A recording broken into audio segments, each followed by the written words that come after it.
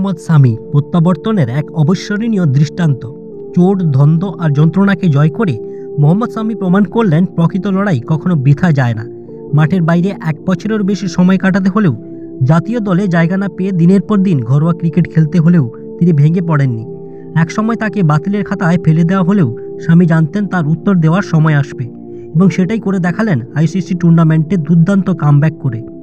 ভারতীয় দলের অন্যতম নির্ভরযোগ্য পেসার জসপ্রীত বুমরার চোটের কারণে দলে না থাকায় উদ্বেগ বেশ বাড়ছিল, কিন্তু সামি সেই শূন্যস্থান পূরণ করলেন অসাধারণভাবে।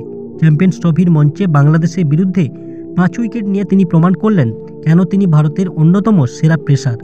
শুধু 5 উইকেট নয়, এই পারফরম্যান্সের সঙ্গেই ওয়ানডে ক্রিকেটে 200 উইকেটের অনন্য কীর্তি অর্জন করলেন তিনি। সবচেয়ে কম ডেলিভারিতে এই মাইলফলক পৌঁছে সামি অস্ট্রেলিয়ার মিথেল স্টার্ককেও পেছনে ফেললেন। সেই সঙ্গে আইসিসি টুর্নামেন্টে ভারতের হয়ে সর্বোচ্চ উইকেট শিকারীর তালিকায় শীর্ষে উঠে এলেন, পেছনে ফেললেন জাহির খানকে। সামি প্রমাণ করলেন প্রতিভা ও পরিশ্রমের মিশেল থাকলে কেউই বাতিল হয়ে যায় না।